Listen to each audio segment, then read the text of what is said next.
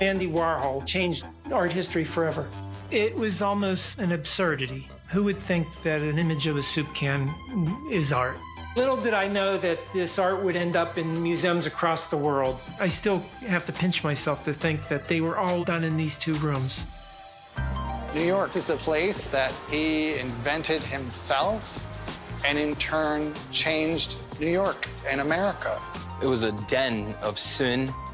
It was a den of drug use, and people begged to get into that place. When I worked at the factory and that door opened up and Andy emerged, everybody just descended upon him, and it was like the sun god. It was like Louis XIV. But everything was running toward this point where Andy was going to get shot. She was all gussied up and ready to make a name for herself with a gun. I was the only one who knew that this was about to happen. Dear sweet Andy, Lying on the floor in an enormous pool of Campbell tomato soup, red blood. It happened here.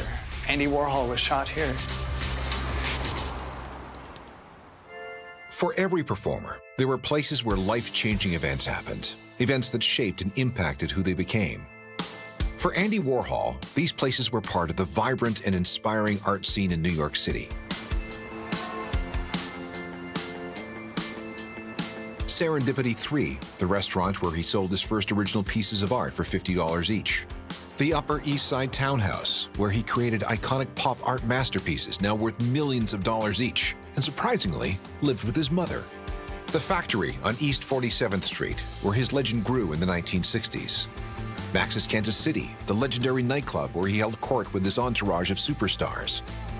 And the second factory at 33 Union Square West, where Andy Warhol was shot by Valerie Solanas on July 3, 1968. A shooting that could have been prevented, according to Margot Fiden, who says she was with Valerie just hours earlier. Andrew Warhola, the A would later be dropped, is born in Pittsburgh, August 6, 1928, to Julia and Andrei Warhola, immigrants from the Carpathian Mountains in what is now eastern Slovakia. James Warhola is an artist and illustrator and Andy Warhol's nephew. My family is, of course, from Pittsburgh. That's where Andy was. Andy was my dad's youngest brother, my dad being Paul. There was one middle brother called John, and Andy was the youngest. Like most new immigrants in Pittsburgh at the time, the Warholas are poor. They grew up during the Depression. It was rough for any family growing up, trying to make a living. Thomas Gidrowski is the author of Andy Warhol's New York City. They have very little money. Their father works as a laborer in coal mines. The mother goes door to door asking people for their dirty laundry. Andy spends the first 2 years of his life in a 2-room apartment in a wooden shack on Orr Street, which was more of a muddy alley than a proper road. The apartment had no running water or indoor plumbing. There were all these coal mines, and there were no laws for pollution. So they'd take their excess and dump it in the rivers. If you had no money, you lived in these poor areas near the river and in the recesses of what they called Pittsburgh at the time, hell with the lid off. By 1934, Andy's parents had saved up and moved into a more comfortable home in the South Oakland neighborhood of Pittsburgh, where his mother Julia gives Andy his first drawing lessons. She was very talented as an artist. She did a lot of folk-style art. She had this incredible calligraphy. It was kind of a folksy, odd calligraphy that my uncle used in his illustration. And she influenced Andy tremendously. When Andy is 7 years old, he's diagnosed with a neurological disorder known as St. Vitus's dance. While bedridden with the illness, he practices his drawing and starts reading magazines from Hollywood. He's fascinated with the idea of celebrity. He would write to movie stars like Shirley Temple. He had a whole album of signed movie star portraits. I think it started him imagining what life would be for him to be part of that. Andy's father dies in 1942 when Andy is just 14, but he recognizes his son's artistic abilities and leaves him enough money to go to college, where Andy impresses his teachers and classmates. My uncle ended up going to Carnegie Tech, Andy's father felt that he was the most probably successful of the boys and that he should go to college. Andy graduates from Carnegie Tech in 1949 with a degree in pictorial design. He then leaves Pittsburgh behind for the bright lights and boundless opportunity of New York City, and he never looks back.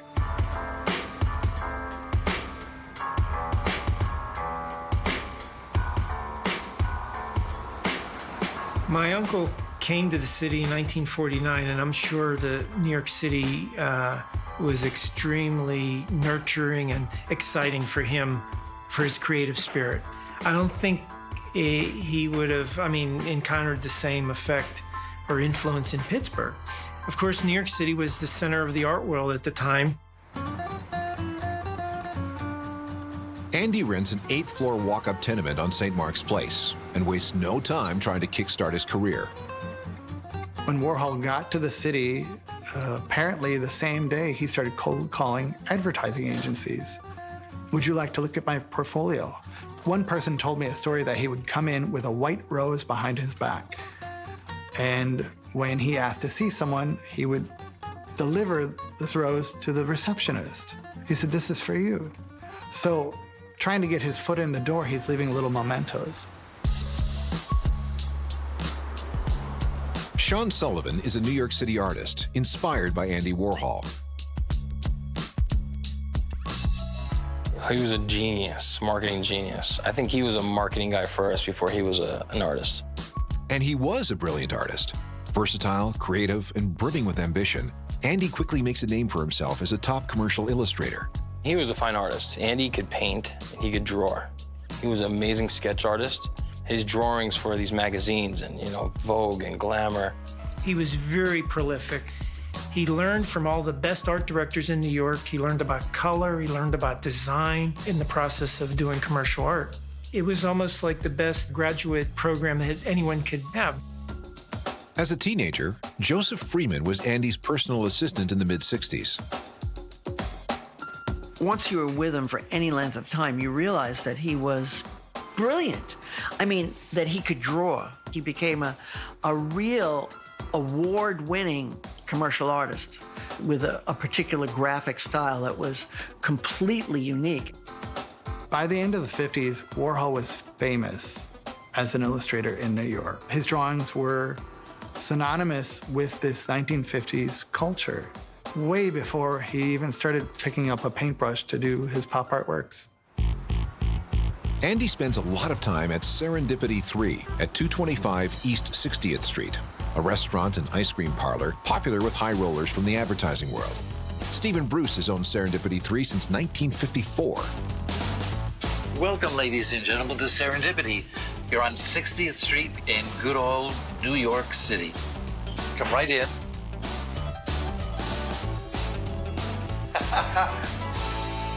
Warhol was a customer right from the beginning.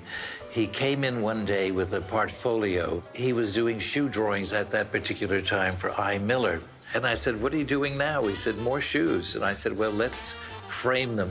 Let's make a wall of framed shoes."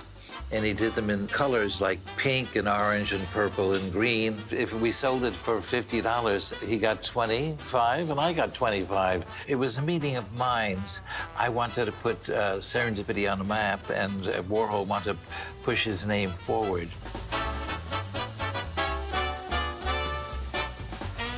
So this is Andy Warhol's table.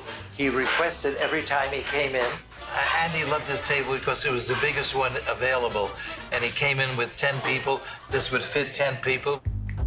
Andy remains a fixture at Serendipity 3 for the rest of his life, often bringing celebrities to the restaurant in the 1970s to conduct interviews. When he owned Interview magazine, he would make all of his interviews at this table, put a little mic in the center of the table, and said, "Come around, folks." This was Andy Warhol's favorite dessert at Serendipity. I wish Andy was still here, wherever he is. Maybe he's having a frozen hot chocolate in heaven. Andy Warhol had come to New York City in 1949 with a bag full of art supplies, the clothes on his back, and not much else. A decade later, he's one of New York's top graphic illustrators and had earned enough money to buy a townhouse on Lexington Avenue. He produced several $1 billion worth of artwork in these 2 rooms. But Andy Warhol was just getting started. A multimedia art empire was just around the corner. Little did I know that this art would end up in museums across the world.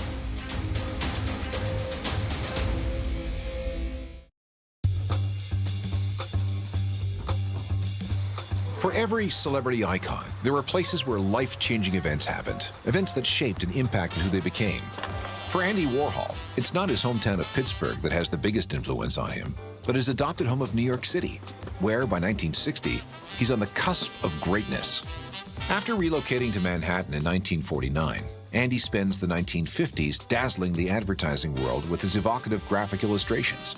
And as a burgeoning businessman, Andy promotes his personal brand at Serendipity 3 on East 60th Street, where he sells his own artwork in partnership with owner Stephen Bruce. By the dawn of the 1960s, Andy has earned enough money to buy a townhouse on the Upper East Side of Manhattan, and he's ready to take his art in a radical new direction. Andy's nephew James remembers the good times he had with his Uncle Andy in the townhouse on Lexington. At some point in 1960, he decided to buy his own townhouse. I describe this house most of the time as a giant amusement park. I mean, it had everything for a kid. He loved collecting all kinds of antiques, statues. He liked carousel horses. He had several of those around the house. He had arcade machines. I think when he became successful, he bought all the things that he wanted to have when he was a kid. Andy lives and works at his home on Lexington Avenue, but he doesn't live alone. A lot of people didn't realize that Andy lived with his mother and that she took care of him. She cooked his meals, she did his laundry, she took care of the house. She was a really very important person in Andy's life. She was like his foundation. As a child, James is a frequent visitor to his Uncle Andy's house on Lexington, and he wrote and illustrated a book about his visits called Uncle Andy, A Fabulous Visit with Andy Warhol. My father, every once in a while, would announce the trip to New York. He says, it's time to go visit Uncle Andy and Bubba in New York. And we did this several times a year because my grandmother missed her grandchildren dearly.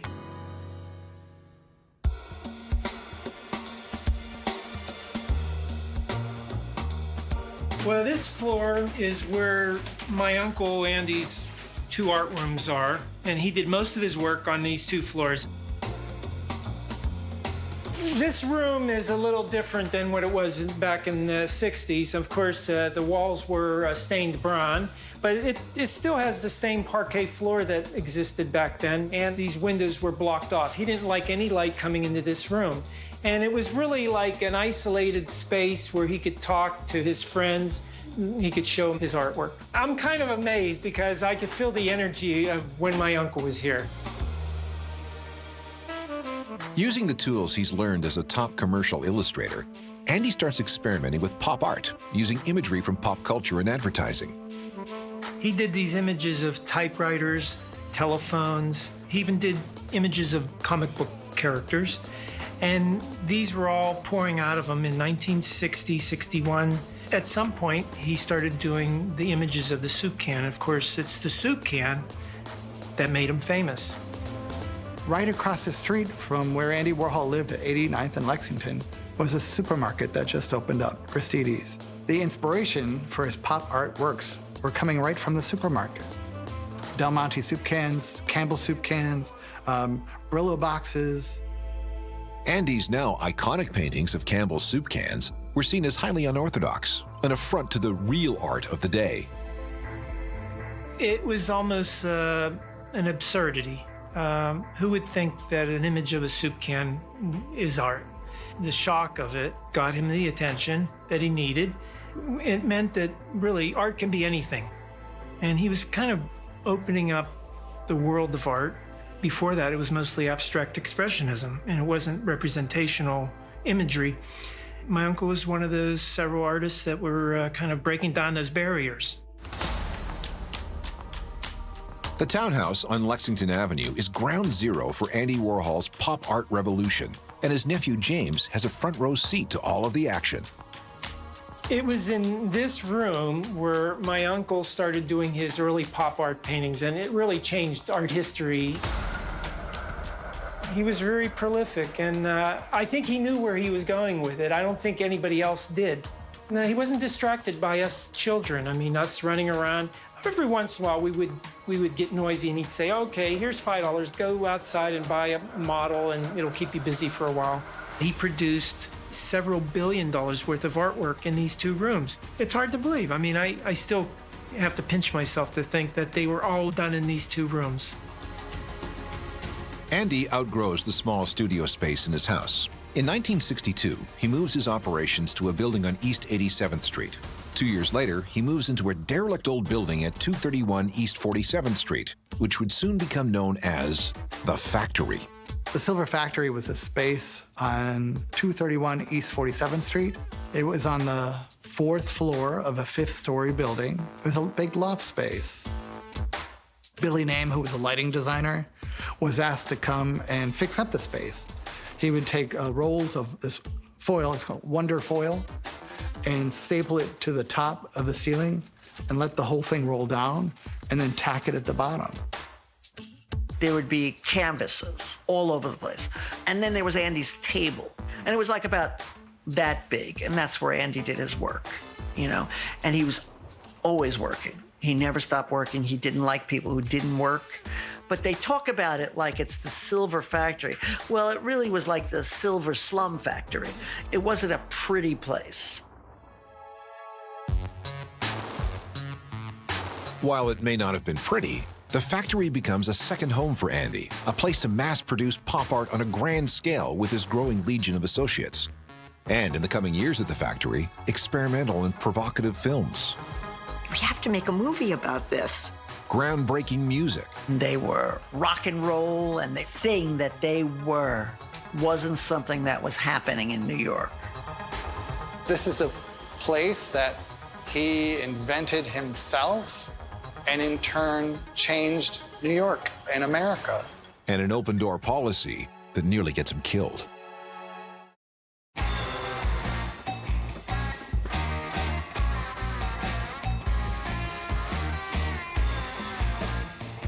It's 1964, and Andy Warhol has turned the art world upside down with his groundbreaking works of pop art. After showing early artistic promise growing up in working-class Pittsburgh, Andy fled to New York City, where he gained acclaim in the 1950s as a graphic illustrator, and started selling his own work at Serendipity 3 on East 60th Street. He bought a townhouse on Manhattan's Upper East Side, where he created pop art masterpieces based on products he saw across the street at Gristedes Supermarket. In 1964, Andy starts working out of a studio space on East 47th Street known as the Factory, where along with his growing legion of associates and hangers-on, he mass-produces pop art and experiments with film. Chris Epting is an acclaimed author and expert on pop culture landmarks. Well, the Factory as a concept is really cool because it was a factory. That's something people tend to forget. Andy Warhol was all about production and creation, but it was called the Factory for a reason. He was all about mass production. Bibi Hansen was a Factory regular in the mid-60s, and she remembers it mainly as a place of work during daylight hours. People are always talking about how scandalous the Factory was. It wasn't my experience at all. The Factory was a place of work. You went in and people were working on silk screens, they were planning films, they were taking photographs, there were curators stopping by. Yes, there was a social group that were co-workers and collaborating and working together, but it wasn't a drug den. And the incredibly ambitious Andy Warhol is at the center of it all, running the Factory like a benevolent dictator. There's all these areas in the Factory going on at the same time, and Warhol's orchestrating. He could just come up and tap you on the shoulder and you'd know what you were doing.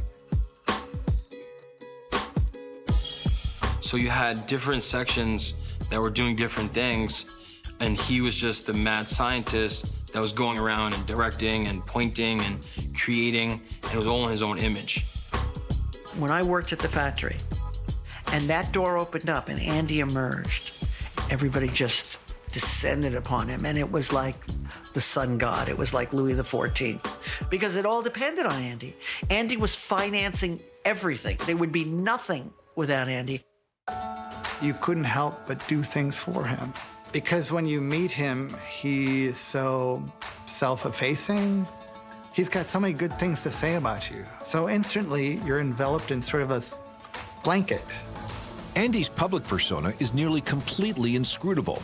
His public appearances are consistently bizarre. Yeah, I don't think he was comfortable when he got interviewed. He didn't know what to say, and sometimes he said the most bizarre and interesting things. I mean, but at home, he was a lot different. Every time Warhol was interviewed, he would do his best to derail it. He would change facts on when he was born, where he grew up, what his background was, where he went to school. I don't know, maybe he was embarrassed.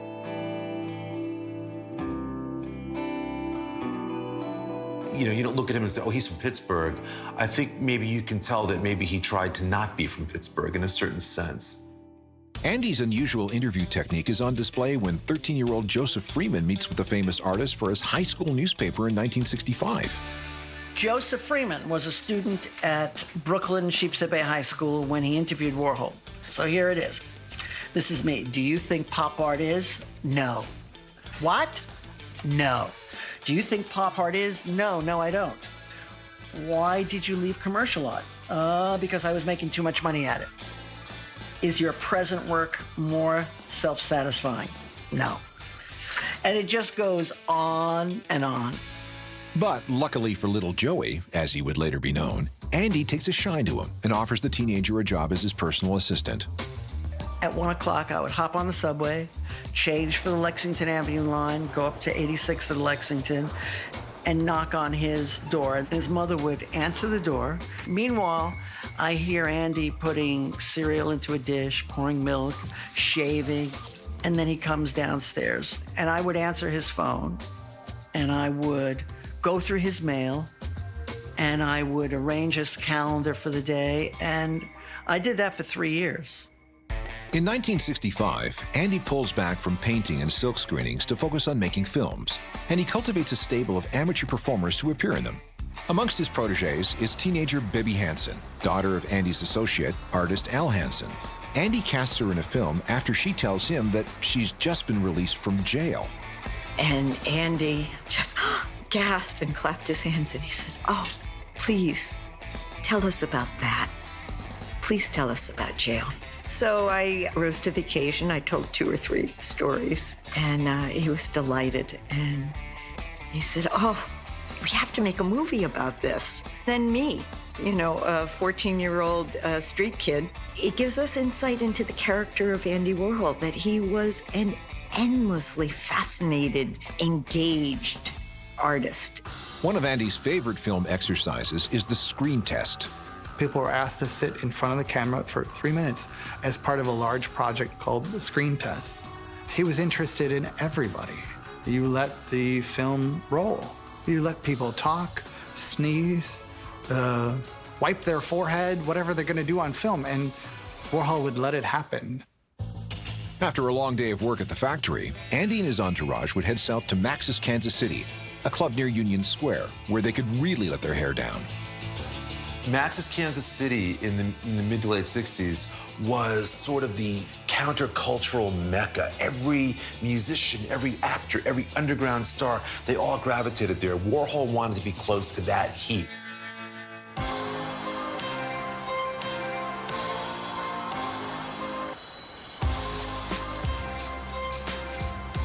Here we are, 213 Park Avenue South. This place was originally Max's Kansas City and opened in December of 1965. Warhol and his entourage came here nightly. There was a velvet rope out here. You had to be someone in order to get on the other side. This place was the coolest of the cool. But now, anyone can go, even me.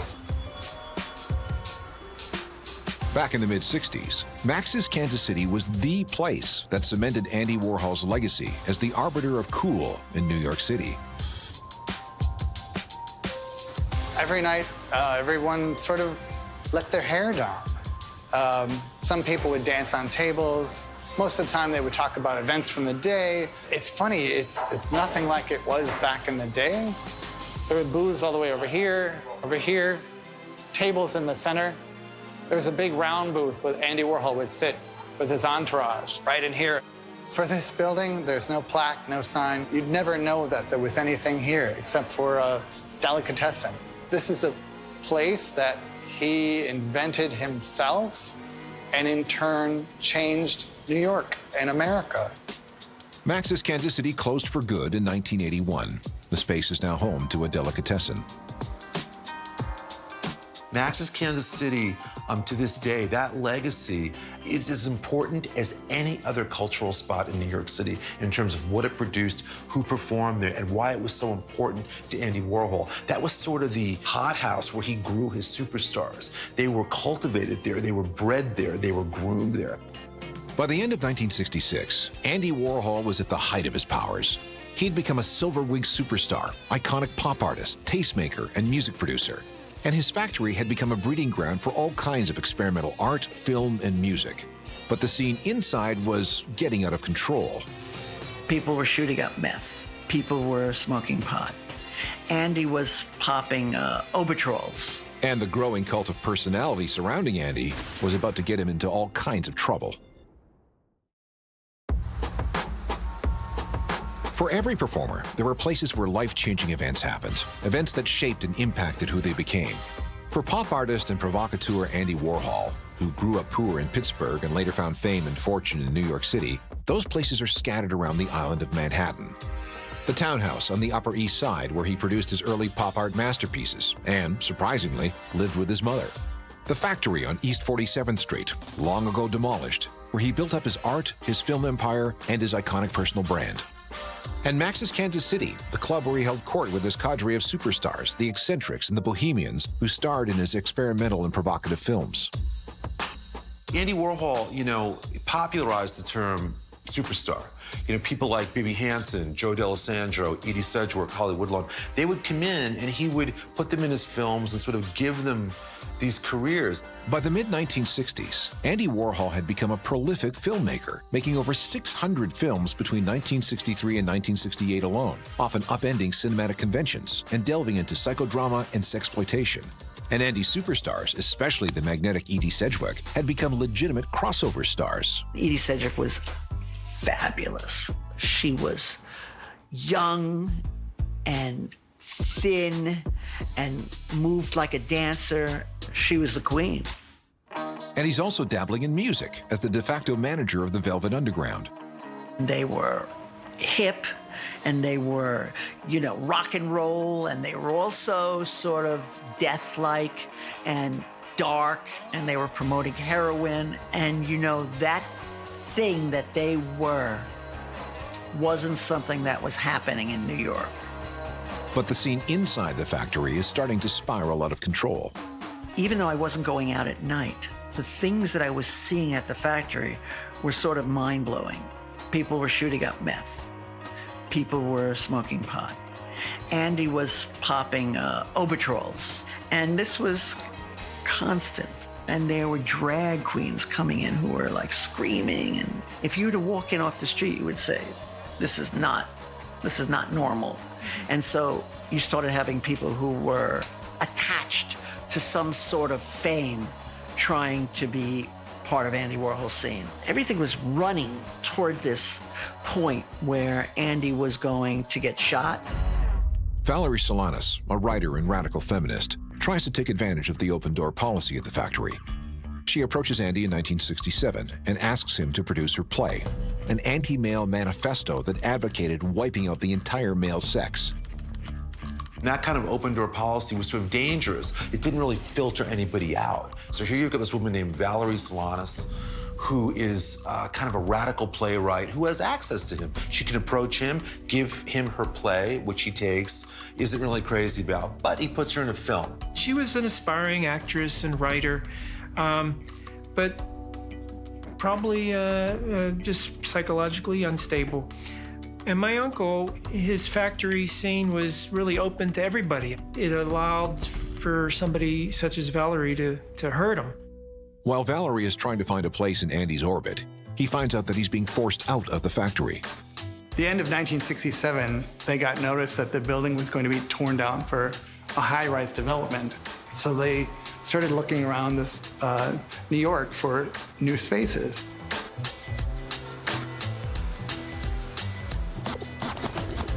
Andy finds a new home for the factory at 33 Union Square West. The move downtown gives him a chance to reassess, and he dials back the party scene, turning the new space into a more proper place of business. They wanted to make this place more of an office. People would answer the phone's factory, and Warhol would say, "Come on, we're now an office. We're leaving those days behind."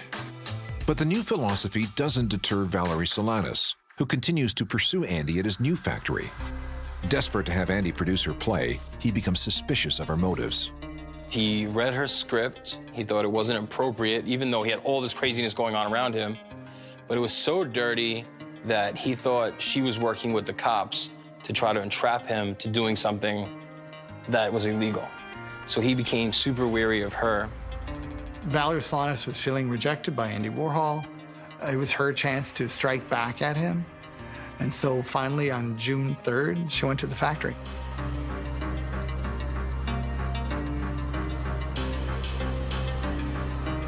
Behind me is the 1893 Decker building in Union Square. Valerie arrives at 33 Union Square and asks to see Warhol.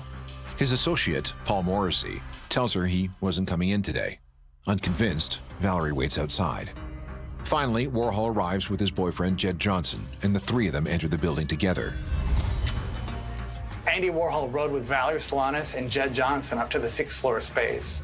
It was a pleasant June afternoon. Everybody was sort of dressed lightly, but on that day, Valerie had a trench coat on. Valerie had known Warhol for a while.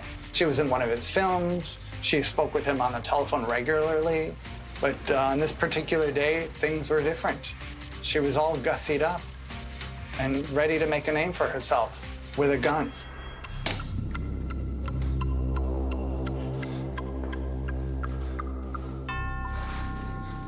This is it. This is the original 33 Union Square West factory space. When you came in, the desks were right about here. Valerie came into the space off the elevator, and when she started firing, no one knew what was going on. They thought it was a sniper down on the street aiming up at the building because of the Communist Party upstairs. But when they realized it was Valerie, everybody hit the deck.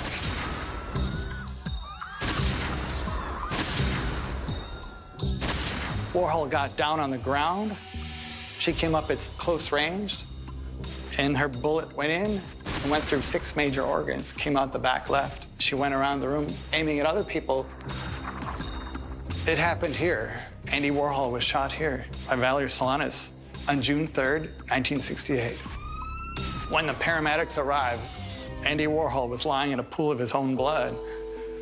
Billy Dame, an associate, was hugging him, crying, weeping over his body. My father actually was with the first people who entered the factory immediately after Valerie had left. And there were people screaming and yelling, and Al and Gerard look around for the cameras, you know, because they figured they walked in on an improvisation of some kind. And then my father smelled the cordite, the gunpowder. Paramedics had to come down these stairs. Apparently, they were faced with a dilemma. When Warhol was shot, they picked him up, but were unable to use the elevators. You couldn't possibly fit a gurney in horizontally, so they ended up using the stairs. They ended up taking the gurney 6 flights down the stairs with Warhol going in and out of consciousness. Word of the shooting quickly spreads around New York. When I heard that he got shot, it was like of mythic proportions. And they didn't even know if he would live. Dear sweet Andy, it just almost didn't seem possible. Hours after the shooting, Andy Warhol's life is hanging by a thread. It was like the world was ending. With 6 organs punctured by Valerie's bullet, it was going to take a miracle to save him. They rush him to the hospital. They pronounce him dead. Meanwhile, in Brooklyn, a young Broadway producer named Margot Fiden is trying to figure out if there's anything she could have done to prevent the shooting. I was the only one who knew that this was about to happen. There was nobody else that could have protected him. And the tragic final act to Andy Warhol's life. July 3rd, 1968. Enigmatic artist Andy Warhol has just been shot by radical feminist Valerie Solanas inside the factory at 33 Union Square West. The artist, who had made a career of defying people's expectations, was now trying to defy medical odds by staying alive. The Pittsburgh-born son of Eastern European immigrants, Andy Warhol had fled to New York City in the late 1940s, where he found fame and fortune.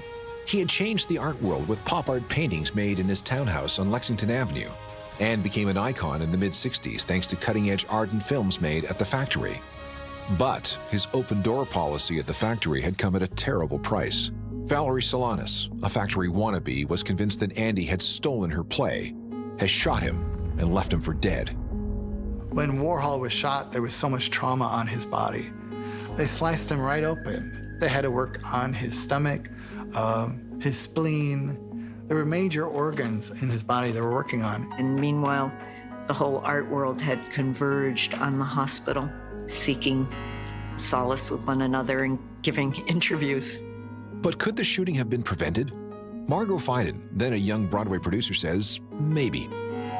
I was coming home with my 6-month-old daughter. I saw a person sitting on the front steps of the building, and she said, "Can I come in with you and talk to you?" I said yes. And Valerie said that she had written a play. And I said, "Valerie, I can't produce that play. I won't. I'm not the right person to do it." And she pressed her hand against this bag to reveal an outline. She said, "Do you know what this is?" And I said, "Yes, I think it's a gun." And she took the gun out of her bag, and she pointed the gun to the ceiling, and she said, "If you don't agree to produce my play, then I'm going right now to shoot Andy Warhol. And then I'll become famous, and my play will become famous, and then you'll produce it." This is the play, yeah. I absolutely know that he did not steal her play.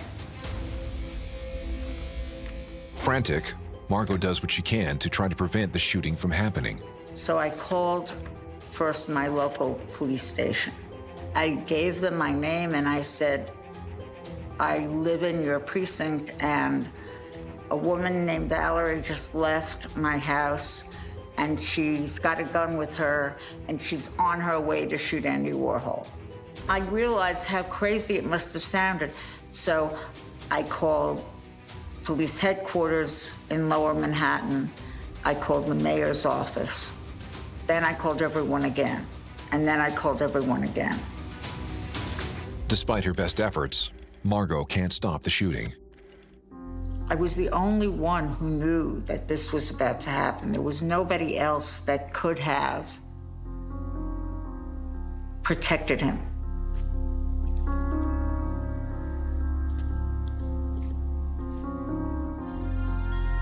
Miraculously, Andy survives, but the effects of the incident will linger with him for the rest of his life. But that surgery, the whole process, the emergency surgery, really affects Andy Warhol. It makes him scared of hospitals, of the whole process. Because of the wounds were so extensive, he had to wear a corset to keep his insides from coming out. He had trouble swallowing. He had to always watch his diet because they removed different parts of his organs. And the open-door policy that characterized the heyday of the factory was gone forever. He was very nervous about meeting new people. Of course, you couldn't just walk into a studio. You had to be buzzed in with a camera, seeing who it was. Instead of being this very open person, Andy Warhol seemed to be a little bit more sheltered. One person I talked to said he sort of was a ghost of his former self. Andy returns to painting, taking on work as a portraitist for hire. His art changed quite noticeably. He wasn't taking any risk in the art world.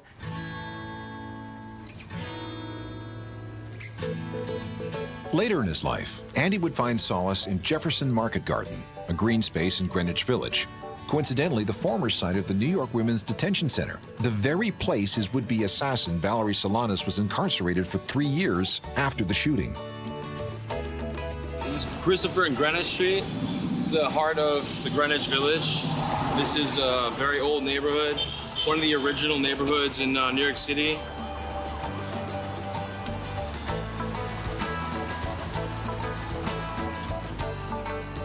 And he used these little spaces of quiet because outside of these fences, you can hear the difference with the sound.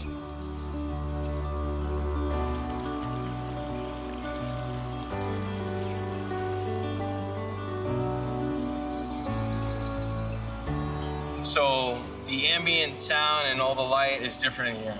So knowing Andy was here in this beautiful park and he was able to get a peace of mind and he was able to concentrate on his very hectic life, this place was a forest of solitude for him because it was a place outside of the concrete jungle that's outside of this park. Being here, I understood why he came here. In 1987, still working at a breakneck pace, Andy complains of a sore stomach. Suspicious of hospital since the shooting 19 years earlier, he refuses to see a doctor. He wanted to do deep tissue massages. He wanted to be holistic. He wanted to wear crystals. He wanted to do anything but go into the hospital. He asked the doctor, "I will make you a very rich man if you can keep me out of here." He finally relents and is scheduled to have his gallbladder removed.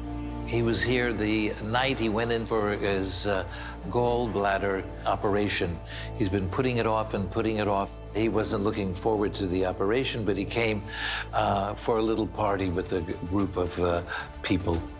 And he had a good time, and then he said goodbye. Andy Warhol dies of complications from routine gallbladder surgery on February 22nd, 1987. The trauma that he had had in 1968, and with the trauma of the surgery, it was just something his heart couldn't take, and it stopped.